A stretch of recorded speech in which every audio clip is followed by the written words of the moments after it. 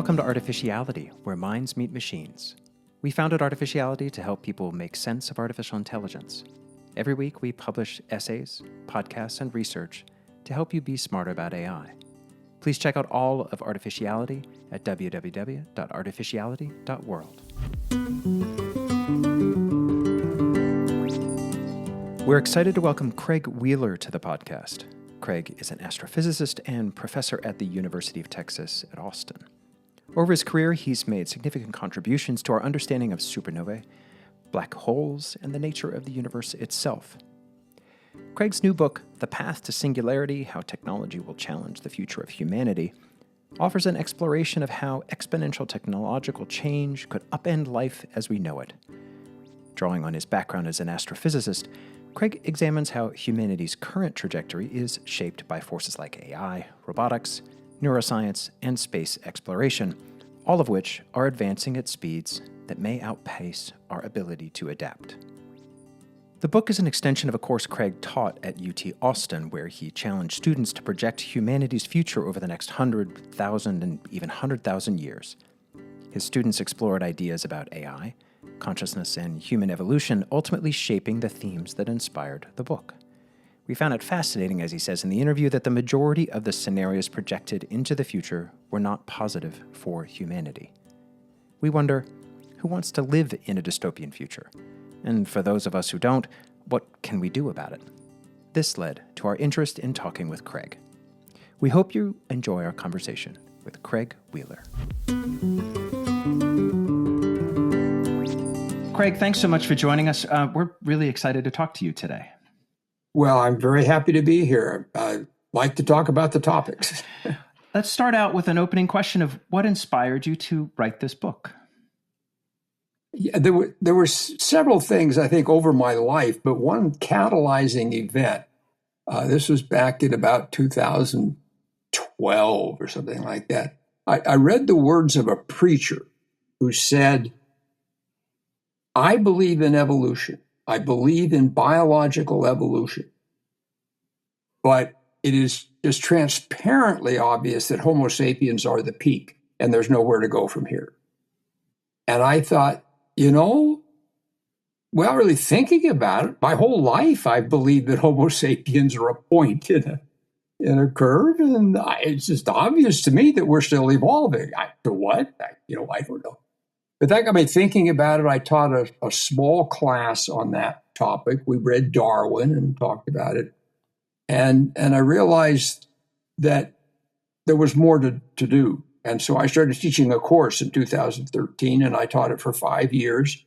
I'm a pretty good teacher. I enjoyed the astronomy I taught, but this class was the most fun I ever had in my teaching career. It was just new ideas to explore all over the place. And some of the rambling nature of the book shows what that was. This led to that. This led to that. But it was sort of reading the words of that wise preacher who I thought didn't quite get it right, sort of set me on this path. That's excellent. I can see how that Homo sapiens are the end of the evolutionary chain, at least in my lifetime. But that's a cheat. Very different statement. And you're pretty young. That is one of the topics. And it sure is. I'm intrigued by about that you chose the word singularity, which obviously has a very definite mathematical definition, but also has a colloquial definition, which has really been kind of coined by, or it was put into the public consciousness, I guess, by Ray Kurzweil. And I'm interested to hear how you interpret that word, how you interpret exponential, how you interpret the word, complexity, and all of those things that you've built into the story that have quite specific scientific meaning, but are being, that everyone kind of uses them in slightly different ways. Sure. Well, yeah, the mathematical definition basically constitutes dividing by zero so that the answer is infinite. So something blows up on you. That concept, so you have mathematical singularities, you have singularities in the centers of black holes. I think there was a singularity at the beginning of the Big Bang universe. I'm pausing there because now while we're wrestling with trying to develop a theory of quantum gravity, we know that Einstein cannot be completely correct. So Einstein says there was a singularity in the middle of a black hole, but physics nowadays is saying that can't be completely true, and they're striving to trying to figure out what the truth is, and tough problem, and we're not there yet. But that's in a mathematical physical setting. It was actually an engineer by the name of Werner Vinge, I'm not quite sure how to pronounce his name, who wrote a science fiction story and used singularity in the context that we're now using, the Kurzweilian sort of way of this transition to something else as you go from humans to AI or conscious AI or something. And then Kurzweil absolutely was the one who really brought it into popular use in his The Singularity is Near in 2005, which I used as a textbook. It wasn't really designed for that, but he hits Kurzweil a lot of the basic points of what's going on. Talked about exponential change, which I think is an important thing. So exponential change is related to this kind of a singularity where technology changes so fast we can't keep up with it. But it's a broader term than that. But I think it's really important to understand the nature of exponential growth, because most of us live thinking that things go along pretty much uniformly day to day. And yeah, they may be getting better, or they may be getting worse, but it's kind of steady, a so-called linear way of thinking. And exponential change is just so qualitatively different that it starts off slowly and ramps up. And the last little bit can just take you from sort of normal to way past normal, kind of overnight. And I think most people just don't have an intuitive gut level feeling of how fast that can take over. One of the examples of putting cells in a test tube, and suppose they can divide once a minute. And so you put a couple of cells in there, you got 2, and then you got 4, and then you got 8. They're still way down at the bottom of the test tube, so who cares?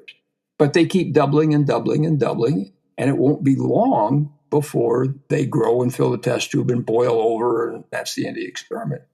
And it is not like halfway along that time interval, you will be half full in the test tube. It'll be slow and slow and slow and slow and slow. And then 1 second before the end, that's when the test tube's half full. And it's that sudden transition, which is characteristic of an exponential. And whether it's exactly exponential or not, what our technology is doing, that I think that concept is so important and gives such urgency to these topics and demands that we be alert about them. And I also make the case that we have to vote accordingly. And of course, we've just had a huge election episode now, and lots of things being rethought, but including these topics of how the new administration will deal with this rapidly advancing technology. So this exponential growth is very important, but it's a somewhat unrelated thing. And then complexity was the other one you asked about. And complexity is a complicated subject in itself, but it means something kind of specific. But it's also related to emergent properties, where you have fundamental properties of things, but you get them together in an agglomeration, and things can pop out of that are completely different than the fundamental building blocks. And consciousness may be one of those things. Life is one of those things. You can break it up into, hydrocarbon particles, and you don't sense anything like life, but you put it together in a human body, it's a quite remarkably different thing. So it's emergent properties is connected to the complexity and a very important concept in its own right. One of the things that struck me about reading the book was how many different individual parts that you touched on, each of which has their own exponential curve. And as you talked about complexity and emergence, it sort of struck me that part of what was happening in the book is this sort of emergent set of ideas about the intersectionality between all of those, the crossovers and the touch points between all of those different curves. And it can be kind of overwhelming to try and think about what happens when you've got 10 different things all being exponential at the same time. I'm really intrigued as to what you discovered with your students as they went through the process of mapping all of these different exponential curves with then, complicated feedback and the sort of the amplification process of positive feedback, how they went through that journey of almost reconstructing their own thinking from sort of linear, here we go, step by step by step, we can predict everything, right. Everything's up and to the right, and there's no exponential coefficients anywhere, to putting all of these things together and then thinking through how different the world might be for them. Right. So it's a little trickier than that in the sense that the book itself is sort of an emergent property. So we talked about many of these topics, but as I sat down to write the book, then I assembled them in somewhat different ways. So I think the students will recognize the class if they read this book, but it comes together in some different way. And it was in the process of writing it, I think it became more clear to me that one of my messages was that all these things are going on together, that there is a tendency, again, human brains can only absorb so much, to worry about climate change or worry about artificial intelligence or worry about designer babies. But it became clear to me as I started to try to write about it that over the next couple of decades, not much more, all those things are going to be happening exponentially all at once, not exactly on the same time scale, but on a time scale that's going to tend to overwhelm humanity, I think. And so the question is, can we anticipate what these changes might be and then try to figure out how to control them so that they don't overwhelm us? So that's a way of dodging your question slightly, but let me come back to it because it's a great one. But we did go through sort of what's going on in evolution, what's going on in AI, what's going on in various things, and trying to project into the future. And I tasked them with two things. One is to bring into class examples of how technology is changing around us. I wanted them to be aware. And that's still one of the messages I'm trying to bring and why I'm chatting with you folks and why I wrote the book. You can go about your daily life and not be aware of some of these things. So being aware about them and then asking them to bring examples of that into class. And I'm still trying to do that. I'm still trying to collect them myself, talk about them in the book, post them on a web page because they are happening all around us. And then ask them to project where they think it's going. So again, we're using Kurzweil as a textbook. This is his 2005 book.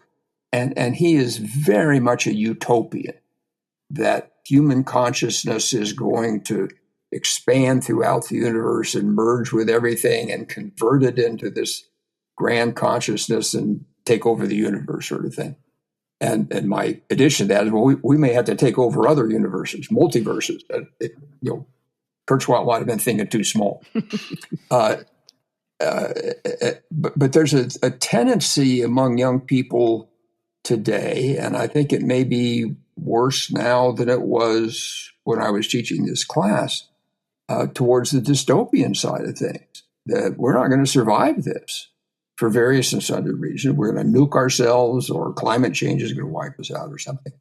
And so I asked them to predict what's going on in the future, and some of them, I think, to tease me, adopted a very utopian Kurzweilian prediction of what was going on, and others were somewhere in the middle and whatnot. But that's where the student feedback came from when I challenged them to think about, where do you think this is going in the future? I didn't know. I was still trying to think it out. I am still trying to think it out. but they reacted to that very well. I mean, quite seriously. So I think first of all, I think I frightened them, which I didn't exactly mean to do because there's some ferocious choices coming down the pike. But I think I was somewhat successful in getting them to think about what might be happening in the future. So I asked them, what's going to happen 100 years from now? What may happen 1,000 years from now? What may happen 100,000 years from now? What might happen 1,000,000 years from now? Because thinking kind of on the big scheme of things, as astronomers will want to do, I wanted them to do that nearly impossible exercise of thinking of what things might be like at various times in the future. And one of the reasons to talk about what happened in the past, this is where the book started to expand a bit. I did talk about human evolution. It was this preacher that got me started in the first place. But I contrasted, where were we 100 years ago with where will we be 100 years from now? And the answer is drastically different because of this exponential change in between. Or where were we 1,000 years ago?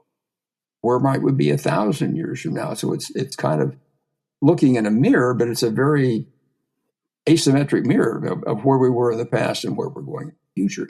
But trying to get your mind around that was what the class was about. And I think I had some success, and it certainly interested me, and I'm still fascinated by it. So there's a narrative coming out of Silicon Valley, or that sort of ephemeral place, that somewhat is tied to the Kurzweil idea, right? That there's going to be this massive explosion of intelligence. There's going to be superintelligence, artificial general intelligence. And there is a utopian angle on that everything's going to be great and we're all going to be able to sit on the beach. Especially if you let us be in control. Yes, exactly. And I'm curious for you to share your take on that sort of utopian aspect, and especially because you're thinking about it in these terms of exponential change, where things change so quickly in those moments, right? That doubling takes over real, at some point becomes a really big deal. And how do we, I don't know, I guess I'll just leave it as the open-ended question, which is kind of, how do you respond to that sort of utopian view that the superintelligence is around the corner and suddenly we're all going to be great? It's going to be a beautiful thing for humanity. Yeah, I guess I think it is much more complicated and much more nuanced than that. And then this is where the awareness comes in, to be aware of things and how they're changing and what we need to do to say, let's not do that at all. Or let's encourage this, or let's put some regulations in there. Well, I don't want any regulations because I'm a Silicon Valley, guy. It's just a very complicated thing in all of these aspects of it. So I think a basic utopian, everything's going to be fine attitude is just not correct in my estimation. I think it's much more complicated than that, and much needs to be thought about much more carefully than that, the way you characterize it. I mean, you're kind of putting words in somebody's mouth. I am. I think we all understand that. But I think we have to tread very carefully. So I get one of my lessons here, and I think it probably came through to you, but just to enunciate it, is there's always been change, and humans have always had to adapt to it. The Industrial Revolution. But I think the Industrial Revolution was a tiny blip on this exponential change we're going through. I don't think it was, in hindsight, it was part of that overall exponential change we're still undergoing. And in that context, I don't think it was that big a deal. One of our core themes that we have sort of 5 core themes. One of them is knowledge. And the start of your book really grabbed me to talk about knowledge begets knowledge, and knowledge growing exponentially as well. How do you think about this significant increase in knowledge and where knowledge is stored, not just in the cultural and social connections, but in the artifacts we invent, which are now planetary scale language models and things like that. I'm interested in your perspective on how you think about that knowledge growth as almost a life of its own. Well, I think it does. I mean, the idea that the more you know, the more you can do, and that knowledge begets knowledge is a powerful idea, and it will have its own momentum in that way. But one of the things I argue is that nobody's in charge of this, that there's individual scientific researchers, or there's a profit-driven businessman or whatever, but individuals are all doing this because it's cool to do or challenging to do, or I get rich doing this. It's unstoppable in that way, because the forces are, it's not like some top-down person saying, thou shalt make artificial intelligence. It's just not the way the enterprise works. So it's again, I'm repeating myself, it's a complicated thing with lots of nuance to it.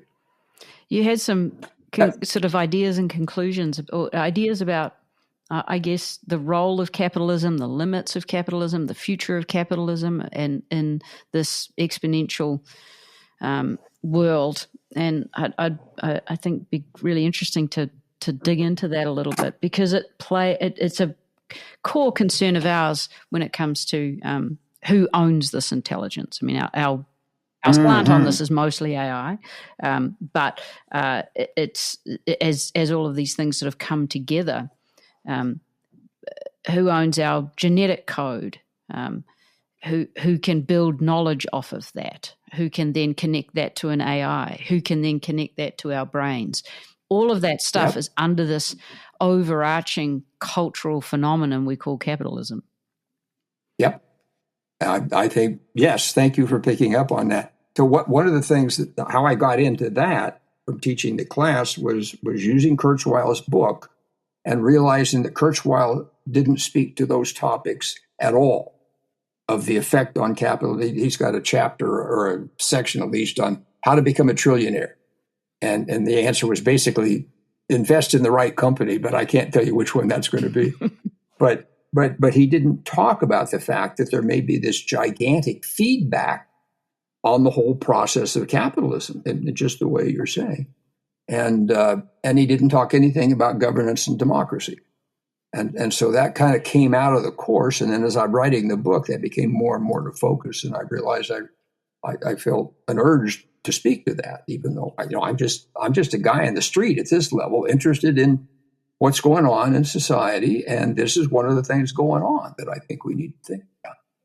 And then, to raise the questions is one thing, to answer them is something else again. And again, Jamie Boyle, who I listened to your podcast a little bit, said exactly those words. I can write about what the questions are. It's hard to answer. So I do get a little speculative, but I think it's important to do kind of rigorous speculation at some level, to try to map out what the possibilities could be, so that we know where to put some guardrails in place. You can't just go willy-nilly into this future. So I don't apologize for my speculation. I'm sure it can be criticized. I hope people do. I'm just one person trying to figure out what some of the issues are. So the book does get speculative in some places, and I don't apologize for that. I think it's an important part of the exercise. Oh, and I think it's really clear that you're speculating, which is helpful. For people listening who are thinking about how do I think about exponential change and preparing for it, one of the questions that came for me reading your book was, because it spans, you went back 100 years, and then the way you knitted all of these things, these trends together. Did you come to sort of aha moments yourself where it was like, oh, well, if I see these 2 or 3 things happening, then that means we're on this course or on that course? And did you develop a different sense of intuitions, or did any of your students do so as you started to put all these things together in much more of a, what we call, and I'm going to use our word, complexity mindset, where you're more sensitive to feedback, you're more sensitive to nonlinear dynamics and nested hierarchies and those, and you're looking for emergence, you're looking for emergent phenomenon. And did you start thinking differently as you started putting all these things together? Oh, yeah, I think definitely so, once I got into it. And again, I'm talking about this awareness aspect and asking students to bring in examples of change of technology and still trying to collect those myself. That is something that wasn't on my mind at all until I taught this class. And so one of the arguments I make, and it's a general human characteristic as well, you're going about your daily business and you're not paying a whole lot of attention. And then all of a sudden you see a Pontiac. Oh, really? So you start looking around and you say, oh, I see more Pontiacs. And the more I look, the more I see them. But there's this threshold of awareness that all of a sudden you realize, oh, this isn't going on all around me. And I just wasn't paying any attention. And I think these technological things are exactly like that. So I argue for this awareness in a religious ferocity, because I think that's the clue. Pay attention, and you will start noticing these things all over if you start paying attention. I tried this trick sort of with my agent. I started talking about these things, and she kind of got caught up in it. And I said, Regina, this is what you're going through here is exactly what I'm talking about. I have raised your awareness of these things, and you're starting to see this stuff all over the place, and sending me web links and sending me articles that you weren't paying attention to at all before we signed our contract. And so, the book is another way of doing that. It's not answering everything, but trying to raise consciousness of paying attention. And then hopefully solutions will arise out of that. And I've tried to suggest a few vaguely, but it's very hard to do because it's shifting on you so fast anyway. Well, certainly if people... come back to the point that I was trying to make before, I'm sorry, but that there were changes in the Industrial Revolution. There were changes when the horses went out and the automobiles came in. And humans had to adapt, clearly. And by and large, they did. So they learned how to drive cars and all this kind of stuff. My concern is that as we go in this exponential growth, we are going to get to a place where the technology is changing so fast that individuals and societies won't be able to keep up with it. Just won't. It's not happening over a lifetime. It's happening over a week. and it's just going to be a very different thing and very much of a challenge for society if this exponential growth continues. Again, a reason why you have to pay attention and be aware and try to stay on top of it. Well, I agree, and I feel exactly the same about that in the sense that we're very adaptable as a species, but we do need a certain amount of time. And this these increasing, the pace of change increasing. In some domains, the complexity increasing. In many domains, not all, but the complexity increasing. The ability to spot a pattern in one place and apply it somewhere else, not as necessarily as an analogous. Some of our core cognitive tools don't work as well. Just some places they work better, some places they just don't work as well. I know you're jumping in. Well, pardon my naivete, because I know very little about your original field. But I'm curious about what you think of in terms of the perspective that coming from astrophysics has in looking at these things. And what's in my mind at the moment is when I imagine that field, which is truly an imagining because I don't have a strong background in it, is that you're dealing with a field that does study massive timescales. Yes, when you're saying absolutely. Imagine a million years forward, that's kind of a thing that you all do. But there's also something that's intriguing to me around the fact that, at least when I think of space, one of the distinct parts about it is that it is very low friction, if not frictionless. And so much of the things that we're talking about now, one of the distinguishing factors, I think, in terms of these changes, like Industrial Revolution, there's only so much change that can happen when it's a physical thing and you're building trains, putting out locomotives. It takes time, right? It's hard for exponential growth. But digital technologies are fundamentally different because depending on their deployment and everything else, it can essentially be a frictionless, growth. And I just wonder whether your perspective of thinking about astrophysics helps you grapple with this frictionless idea in a better way. Crudely, but as best I can, Dave. But yeah, so astronomers are just naturally trained to think about these large swaths of time and large sizes. I mean, the universe that we can witness is finite. It's only 14 billion years old, but we're very comfortable ranging back and forth on that. I mean, as are geologists who think in long time scale. I mean, so a million years is nothing to a geologist either. So yeah, I think being an astronomer does just give you a comfort level of thinking about these large timescales, and a million years is a drop in the bucket in the universe. But on human timescales, of course, it's hugely long. So there is that, and I had interesting discussions with my agent. I kept saying it's important for an astronomer to write this book, and she kept saying, why? we went back and forth over that. So I think it helped the book by having her sort of quiz me in that regard. But yeah, so it does bring some sensibility that I am happy to bring to the table. Just as an interesting sidelight, I was very fortunate to get Neil deGrasse Tyson to write the foreword to the book. Neil was a graduate student here. He got his master's degree in astronomy from here, so I've known him for a very long time. But he used to be Neil Tyson, and now he's Neil deGrasse Tyson. And it was kind of intimidating to reach out to him, but he was just incredibly gracious to write it. He read the whole book. He made comments on the science, the book writing, art, all sorts of things. He was very grateful. But his foreword basically does say, this is why it's okay for an astronomer to address these topics. Is he an expert in any of this stuff? Well, basically, no. But it does give you a perspective, and anybody is invited to think about these things because we're all going to be impacted by it.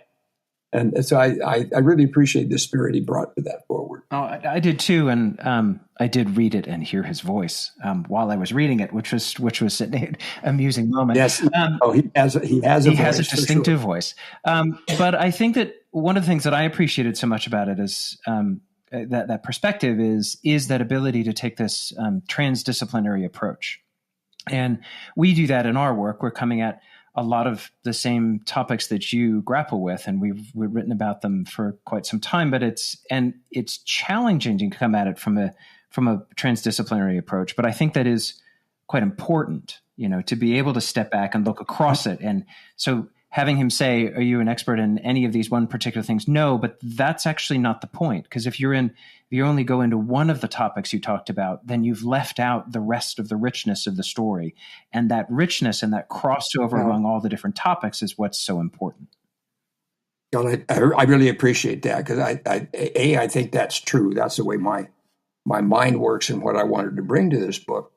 But I think that is also, maybe it makes me a little more qualified to do it, because that is the way my brain works. I am just a pretty interdisciplinary person. So I've focused on astronomy and astrophysics and supernova explosions and black holes and all sorts of cool stuff. But I've also worked in, if not to say dabbled in, astrobiology, which was just absolutely fascinating to me. And then that comes into the book and comes into the thinking, because I've spent some time doing that. And so I do have just the way my brain works tends to do just what you were saying, to couple these things. And I end up arguing that all these things are going to happen at once, and it would be artificial to separate them out, that AI feeds into all of them, and the biology can feed back into the AI. It's all one technological advance. I mean, there are pieces to it, for sure, but it's all one technological advance that could overwhelm us if we're not careful. Well, I think it's interesting, the people that you've managed to stitch together that you've brought in. You've got people like Michael Levin and David Deutsch and many other philosophers and all sorts of scientists and business people and entrepreneurs brought into the whole mix. And yet at the same time, that you've got a point of view in this book. It's not a neutral sort of journalistic presentation. You actually have a point of view. And I'm interested in what are the things that really excite you about some of these intersections? What are the things that surprised you, the things that you think everyone should know? There could be negative, there could be bad things as well, but the things that, or the lenses on the world that you want people to sort of pick up and take with them.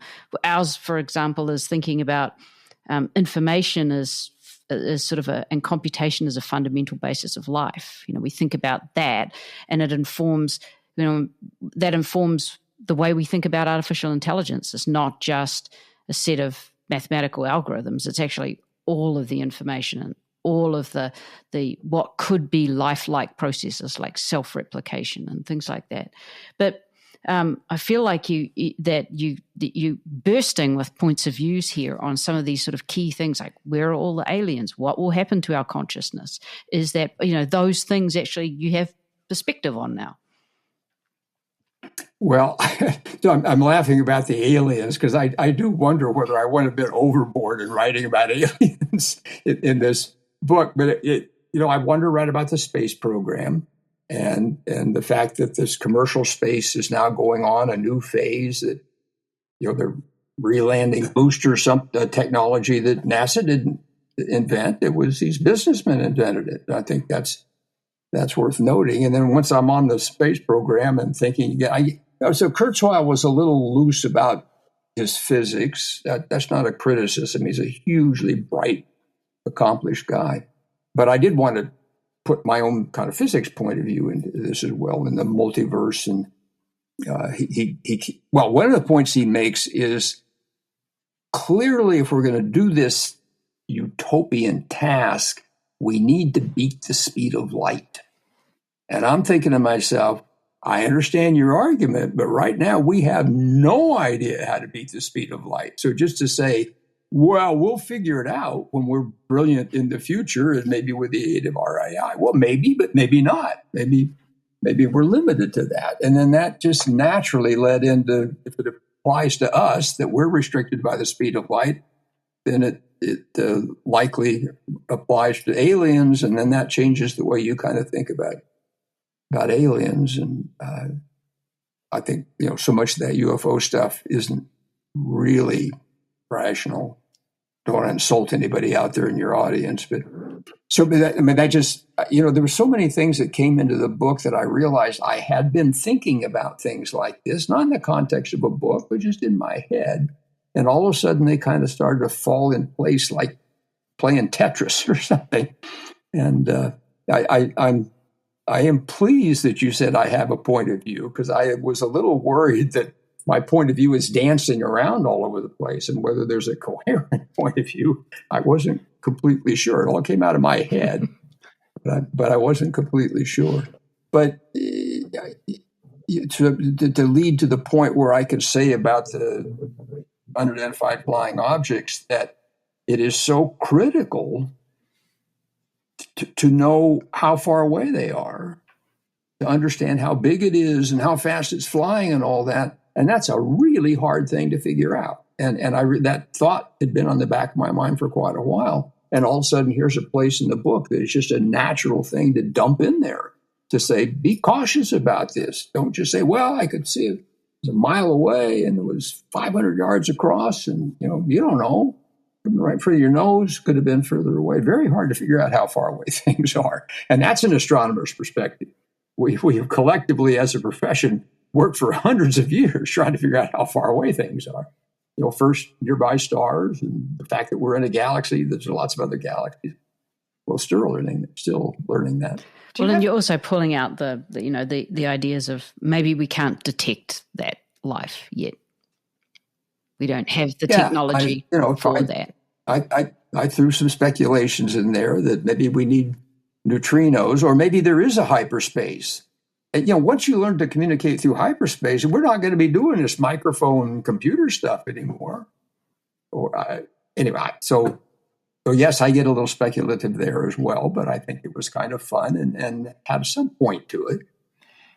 Do you have a advice or rule of thumb for how to question whether exponential growth will actually get you somewhere. So I'm thinking of what you were just saying in terms of, we'll figure out how to get past speed of light somehow. Today's topic is around whether scaling laws of transformers will get us to artificial general intelligence, even though nobody really can define what AGI actually is. But there's this sort of idea that this sort of constant change, this exponential growth will not only continue forever, but will actually reach an outcome that people are predicting. But I find it interesting that you're just like, well, I understand what you're saying about speed of light, but I'm not so sure that we'll actually get there in this case. Whereas other exponential change, you embrace and say, yep, I can see how that's going to happen and some outcome will get to it. So do you have a way of breaking that down? Well, that's a great question, and the answer is probably no at some level. I mean, it depends on the specific context. Some things are easier to extrapolate than other things are. I guess it's also important to understand that it's true that there is this the more you know, the more you can do kind of thing driving the whole process. But different pieces of that happen at different rates exponentially, of course. So, again, travel hasn't grown exponentially anywhere like computer chips have. So that you have to kind of fold that into the global thinking. So I don't know that I have a clean answer to that. It's kind of context dependent. Okay. And some things, I guess, just my sense of it is that I can sense where that's going a bit more than others, which is a very hand-wavy way of approaching it. One of the things that intrigues me about this a technologically advanced society, so like the super technological advancements, I can't remember the name, starts with K, different degrees of who've been able to capture all the energy from a sun versus from your solar system. I was going to say Kardashian, but it's definitely not that. It sounds a bit like that. But this idea of moving... Kardashian. See, close to Kardashian. With the Kiwi accent, kind of. Remember we put in an extra syllable. Yeah, you do put in extra syllables. But I mean, one of the things that intrigues me about it is not... this is me personally, not necessarily what that advanced technological society might look like, but more, can we get there without advancing our morality? What transformation does our morality have to go through? Because I look at the world today and I think there's way more collective stupidity than there is collective intelligence.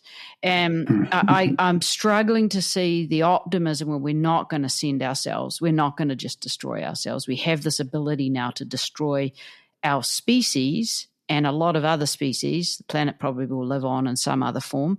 But nevertheless, we could extinguish ourselves. And it seems to me that the most interesting thing about grappling with these issues in a very speculative way at the level of exponential is to actually really grapple with, can we get ourselves through some sort of transition, some sort of phase transition where our morality means that we actually we can become a technologically advanced society. At the moment, I'm not seeing how. I certainly do not. That's again a wonderful issue. I do not personally now see how we're going to make that transition. We seem to be in a condition where, if anything, we might be going in the wrong direction right now. I mean, maybe 10 years from now it'll swing back again. So that's a tough one. I've had, for various reasons, Star Trek on my mind, and that's another one. That one of the reasons that the original Star Trek, and maybe it was all that way, was such an amazing breath of fresh air is that, by the time we get to Captain Kirk and all that, that is a moral universe at some level. We don't want to mess around with other creatures, and they have a structure of how to live in life and whatnot. And it may have been a little simplistic, but it was, it was an interracial crew, and everybody's kind of treating themselves nicely, or the other people nicely. It was kind of a moral universe there that they had achieved. in the next, whatever it was, 200 years. But whether we're on the path to do that now, I don't know. I think there are moral people in the universe. They're not necessarily religious. I think there's, good people. There are some people that I wish thought differently than they do. So I don't know. That's a wonderful question. I do not know the answer. We have all this technology, and it is not clear that our moral situation has changed in a similar exponential way. So for someone new to your book and new to the topics in it, do you have sort of 3 of these topics or ideas that you'd suggest that people focus on first to try and to start to understand it? Well, I think we've kind of hit them. I don't want to overdo it again, but understanding the technological rate of change, exponential, is key to understanding why this is already pressuring us, but it could get even worse, just so fast that we just can't adjust to it. Being aware of those changes, and then trying to understand how all that might fit together. I'm not quite sure how to put a third block in that. Again, I do advocate paying attention to who you vote for. That we just had this big election, but there will be other chances. There will be local elections. There'll be national elections. There'll be, I don't know, maybe global elections sometimes. We have to think deeply about who our representatives are and what we want to do for them. And people will differ in their opinions, but it's very important to think through that process and exercise your vote. So one of the issues where I clearly kind of Wile E. Coyote running off the mesa is in the democracy chapter, and there's a comment in a wonderful book by Susanna Zuboff called Surveillance Capitalism, terrific book. And she points out, I think there, that if you press the like button 200 times on Facebook, that Facebook then knows you better than your family does. And so I extrapolate that. It is definitely an extrapolation, but it sure was one that just came naturally out of my head. Well, if AI knows me so well, why don't I let AI vote for me? Why bother to vote? And then why bother to vote every 2 years? You can vote every 3 seconds. The machines will know me so well, we'll just do a constant voting and come up with what the consensus answers is.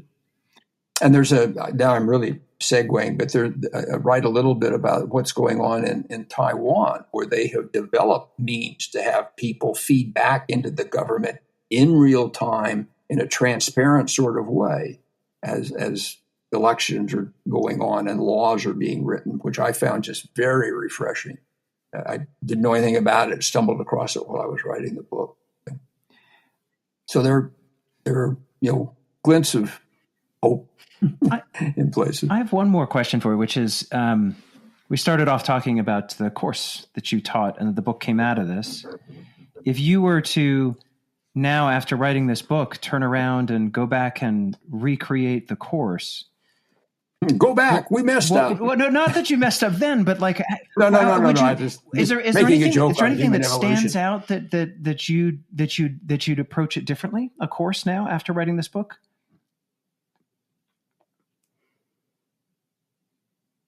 That's a hard question to ask, because again, the course was so much fun to start with because I was learning so many new things, and I've done quite a bit of learning in the meantime. So I can't undo that exactly. I don't know. I haven't actually thought about it in that way. I thought a bit about, well, could I ever write a sequel to this book?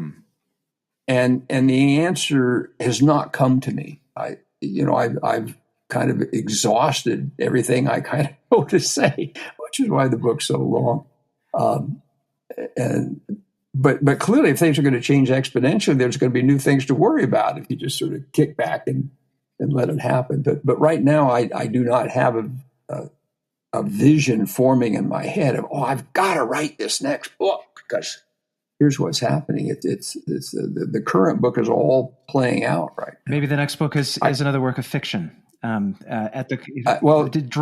the nonfiction pages.